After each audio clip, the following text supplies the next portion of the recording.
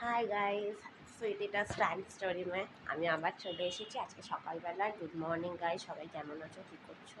আমার ডেলিকার রুটিন, কাজে যাওয়ার সময় রেডি হয়ে আমাকে যেতে হয় কাজে। আমার আফটারনুন ডিউটি 12টা থেকে আমার স্টার্ট হয় কাজ। তো আজকে ভাবলাম সকালবেলা করে নিই, যদি সময় না পাই আমি করতে পারবো না ডেলিটা।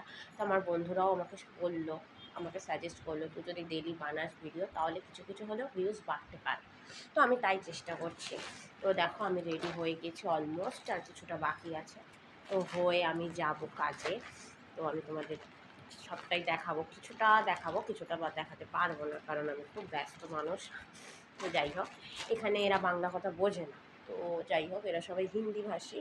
তো দেখো আমি আমার চুলটা ঠিক মতো বেঁধে, অতটা ভালো বাঁধি না, কাজে কমে থাকে, চুল প্রচণ্ড আমার উঠে যায়।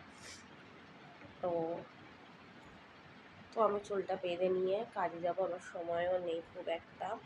তো আজকে মানডে, তো বুঝতেই পারছো আজকে আমাদের কাজের জায়গায় প্রচণ্ড প্রেশার থাকবে। কেন আজ মানডে, সানডেতে অতটা প্রেশার না থাকলেও মানডেতে খুব ভালো প্রেশার থাকে।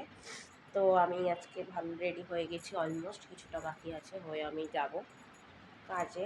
আমাদের হোস্টেলটা খুব ভালো, বাট কী করা যাবে, আমাদের হোস্টেলে যে আমার যে জায়গাটায় সেখানে লিফট নেই। যাই হোক, কি আমাকে কষ্ট করে সিঁড়ি দিয়ে নেমে যেতে হবে। যাই হোক না কেন, দেখো আমি কি সুন্দর তবে আমি নিজেই রেডি হই। অলমোস্ট হয়ে গেছে রেডি হওয়া আমার। এবার ওড়নাটা নেব, নিয়ে আমাকে যেতে হবে। তো আজকে তোমাদের কি প্ল্যান সেটা আমাকে বলো। মানডে আজ ভীষণ কাজের চাপ থাকে আমার। দেখো আমি কেমন সেজেছি আমাকে বলবে সেটা। চেষ্টা করেছি, ভালো আমি সাজতে পারি না, তবুও নিজে চেষ্টা করেছি। এই দেখো, এটা আমার রুম, হোস্টেলের রুমটা দেখো। এখন কেউ নেই, কোনো মেয়ে নেই, সবাই গেছে সবার কাজে।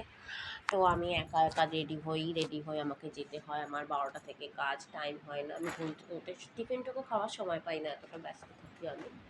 যাই হোক, তো কী বলবো, আমি অলমোস্ট রেডি হয়ে গেছি। এবার বেরোবো।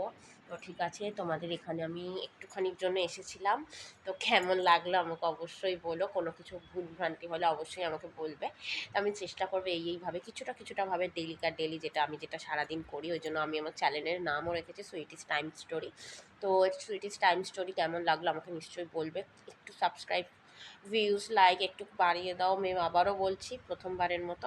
তো আমি নতুন, একদমই নতুন, আমি কিছু জানি না। তো ফার্স্ট ট্রাই করেছি, আমার বন্ধু আমাকে সাজেস্ট করলো বলে আমি তাই করছি। তো প্লিজ দেখো। তো আমি আবার অন্য কিছু নিয়ে আসবো, এখন এখানে শেষ করছি, আমার হাতে সময় নেই। টাটা, বাই, সবাই ভালো থেকো, ওকে, টাটা।